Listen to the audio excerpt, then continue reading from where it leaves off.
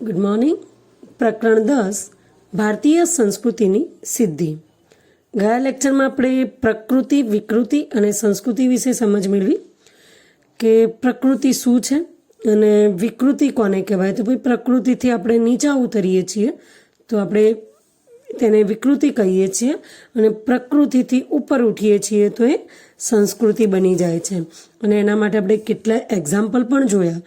અને અહીં લેખકે જે વાત કરી છે કે લોકો આ વસ્તુઓને લઈને કે પ્રકૃતિને લઈને સંસ્કૃતિ, પ્રકૃતિ અને વિકૃતિ એને સમજવા માટે વૈજ્ઞાનિક અભિગમ કેળવશે, વિજ્ઞાનમાં માનશે. જેમ જેમ વિજ્ઞાન પ્રગતિ કરશે તેમ તેમ લોકો આ વિકૃતિઓથી દૂર થશે, એટલે કે વિકૃતિઓ ક્ષીણ થતી જશે અને મનુષ્ય સંસ્કૃતિની દિશામાં આગળ વધશે.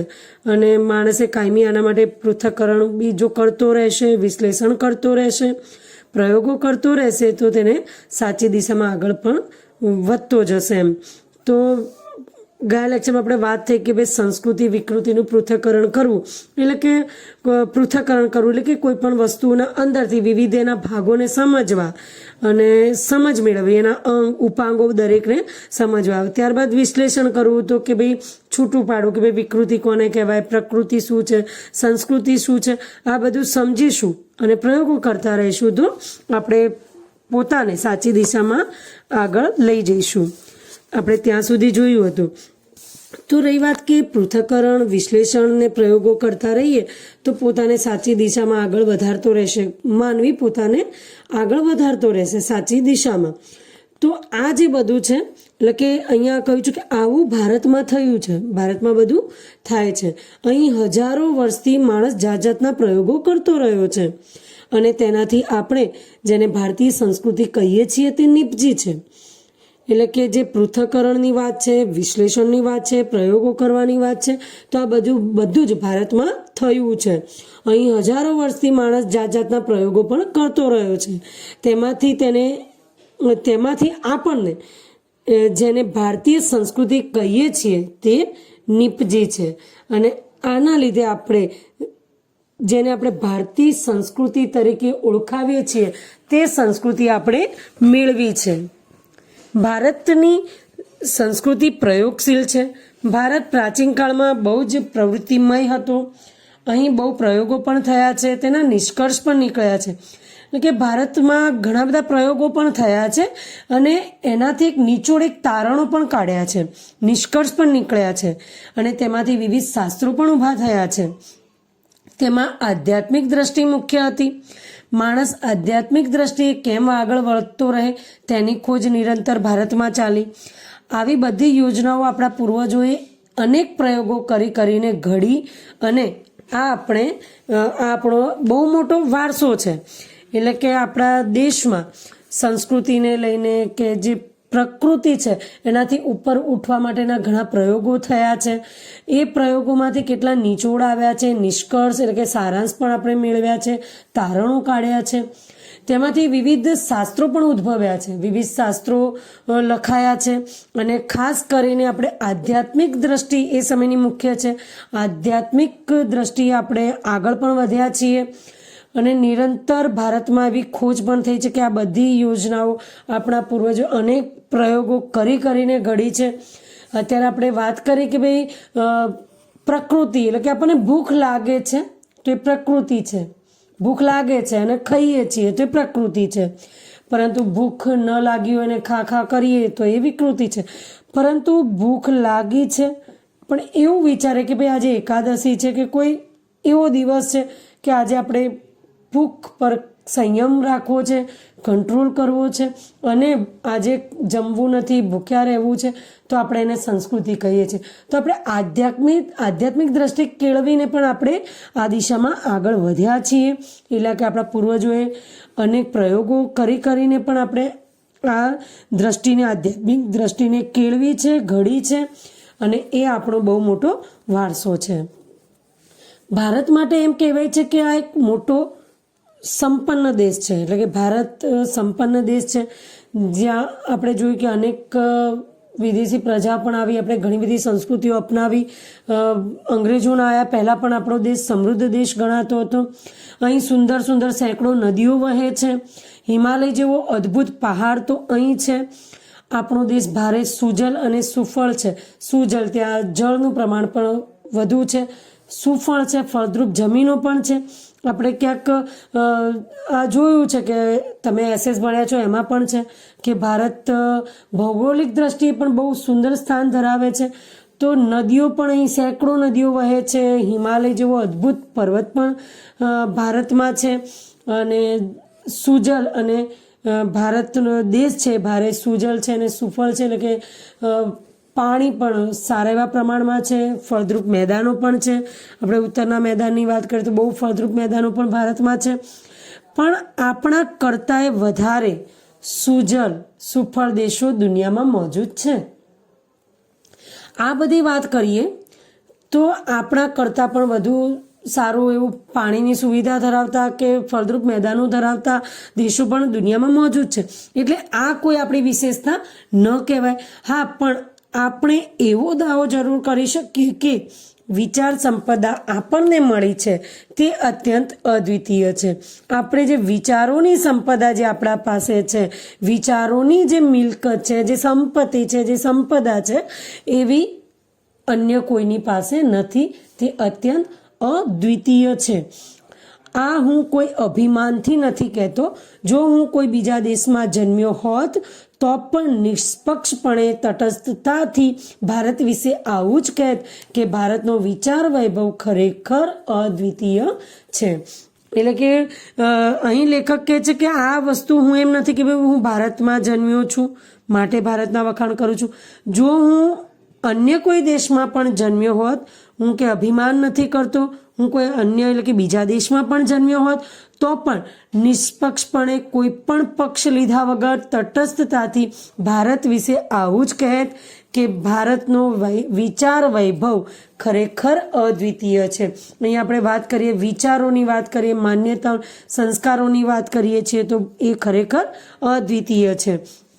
કારણ કે ભારતના વિચાર વૈભવની આપણે વાત કરીએ તો ભારત દેશ નદીઓને પણ લોકમાતા કહે છે. અહીંયા નારીનું પણ પૂજન થાય છે. તો આ જે બધા વિચારો છે એ વિચારો આધ્યાત્મિક દ્રષ્ટિ કહીએ કે કોઈ પણ રીતે પણ આ વિચારો જે છે એ અદ્વિતીય છે. આવા વિચારો અન્ય કોઈ દેશ ધરાવતો નથી. ભારતમાં વૈદિક ઋષિઓથી લઈને આજ સુધી શબ્દોની એક અખંડ પરંપરા ચાલી આવી છે. હું દુનિયામાં બીજો કોઈ દેશ એવો નથી જોતો જ્યાંની ભાષામાં 10,000 વર્ષોથી એના એ જ શબ્દો ચાલ્યા આવ્યા હોય. ભારતમાં શબ્દ શક્તિનું જેટલા ઊંડાણથી ચિંતન થયું છે તેટલું બીજે ક્યાંય નથી થયું. ભારતે પોતાના પુરાણા શબ્દોને તોડ્યા નથી, નવા શબ્દો જરૂર બનાવ્યા છે. સાથે જ જૂના શબ્દોમાં નવો અર્થ નાખીને તેનો વિકાસ પણ કર્યો છે.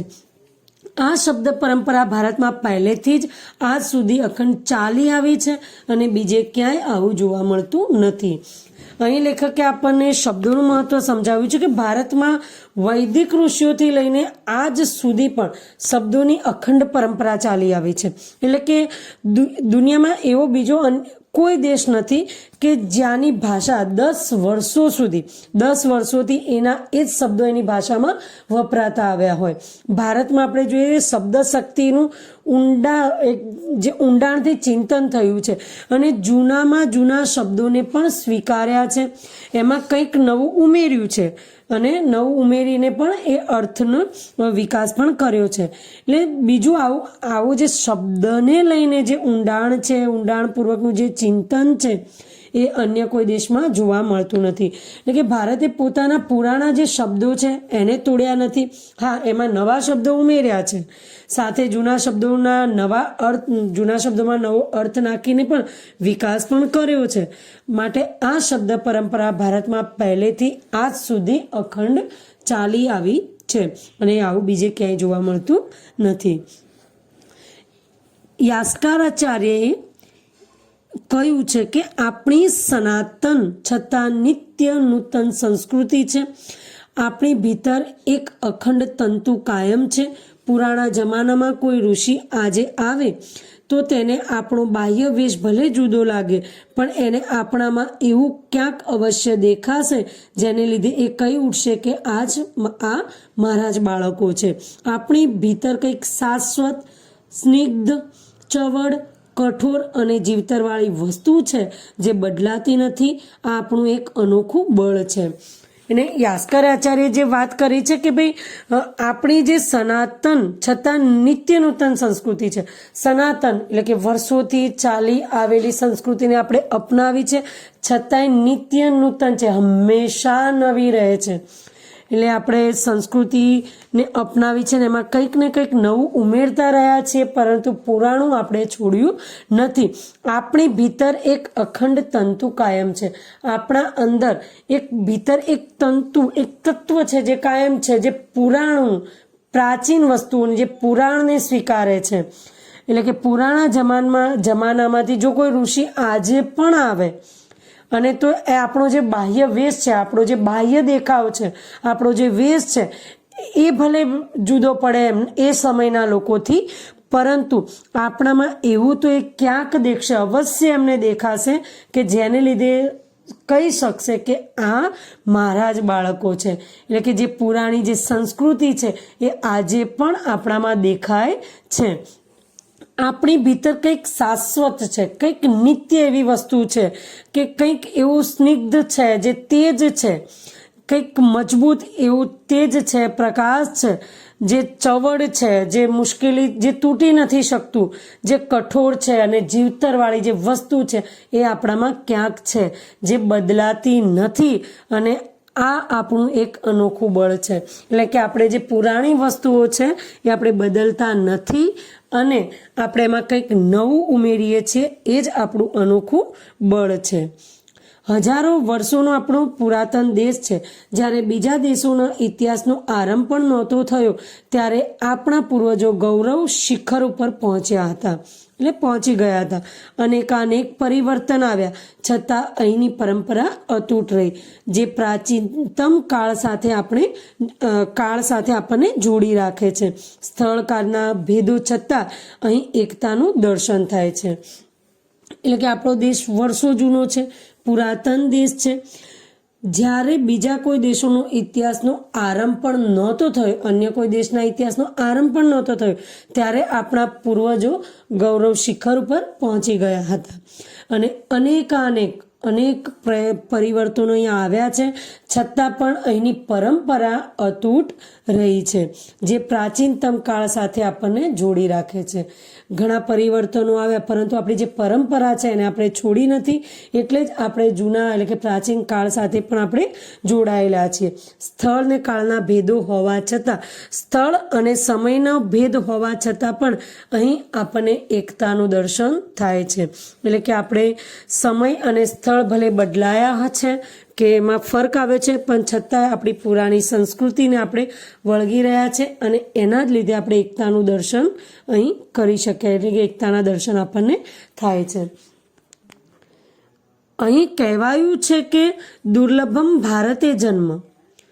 આપણો આ ભારત દેશ પવિત્ર દેશ છે એમ આપણા પૂર્વજો કયા કરતા હતા કે ભાઈ આપણો દેશ એ પવિત્ર દેશ છે.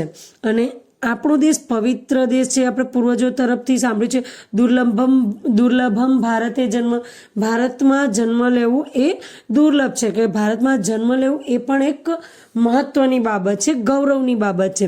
દુર્લભમ મહારાષ્ટ્રે જન્મ, દુર્લભમ ગુજરાતેષુ જન્મ, એવા વચન તમને અહીં ક્યાંય નહીં મળે. અહીં બહુ સરસ વાત કરી છે લેખકે કે ક્યાંય આપણે એવું નથી સાંભળતા કે મહારાષ્ટ્રમાં જન્મ લેવો દુર્લભ છે કે ગુજરાતમાં લેવો, પણ ભારતમાં જન્મ લેવો એ ગૌરવની બાબત છે, દુર્લભ છે. તો અહીં તુલસીદાસની વાત કરી કે તુલસીદાસ પણ કહે છે કે ભલે ભારત ભૂમિ ભલે કુલ જન્મ.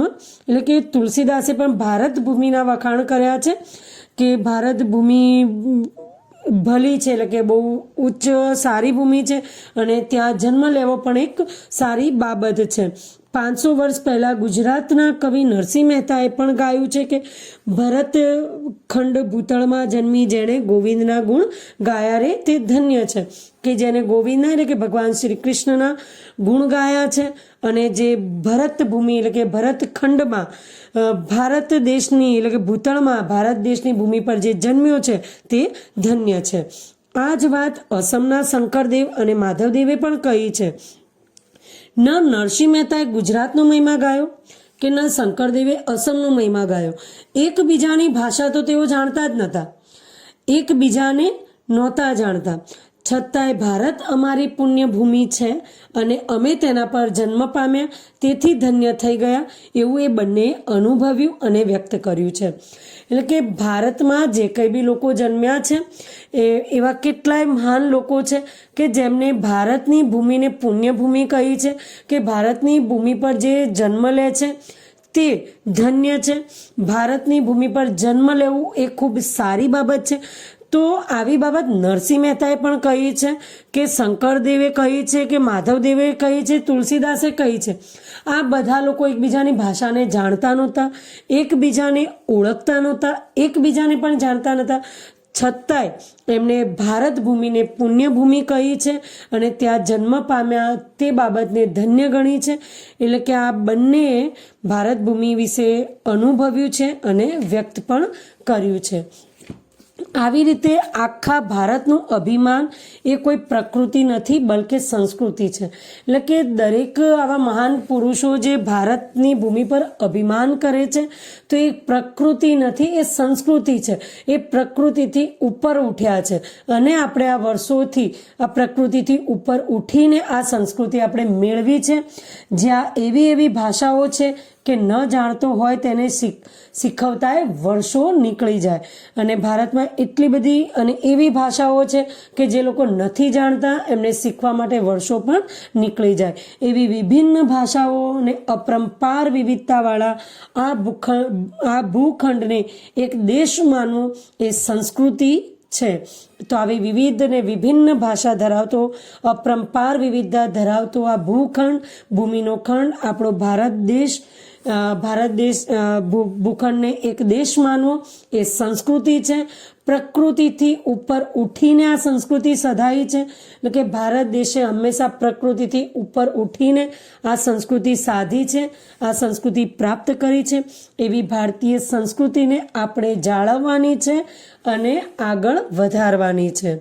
એટલે અહીં લેખકે સંસ્કૃતિનો મહિમા ગાયો છે, પણ સંસ્કૃતિ કેળવવા માટે, સંસ્કૃતિને સાધવા માટે આપણે પ્રકૃતિને સમજવી પડે અને પ્રકૃતિથી નીચા ઉતરીશું તો શું પરિણામ આવે છે અને પ્રકૃતિથી ઉપર ઉઠીશું તો આપણે સંસ્કૃત બનીશું, સંસ્કૃતિ કેળવીશું અને એ સંસ્કૃતિ ભારતે વર્ષોથી કેવી રીતે પ્રાપ્ત કરી છે એ પણ લેખકે અહીંયા આપણને જણાવીને સંસ્કૃતિ તરફ આગળ વધવાની હિમાયત કરી છે.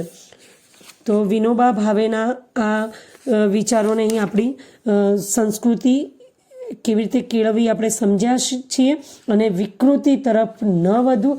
ચાહે પ્રાચીન એટલે કે પાશ્ચાત્ય દેશો છે, જે પશ્ચિમના દેશો છે એ તરફ એમાંથી આપણે કંઈક લઈએ છીએ તો જે સારું લેવા યોગ્ય છે તેને લેવું છે, પણ એમનામાં જે રહેલી વિકૃતિઓથી આપણે દૂર રહેવાનું છે અને સંસ્કૃતિ તરફ આગળ વધવાની વાત અહીં લેખકે કરી છે.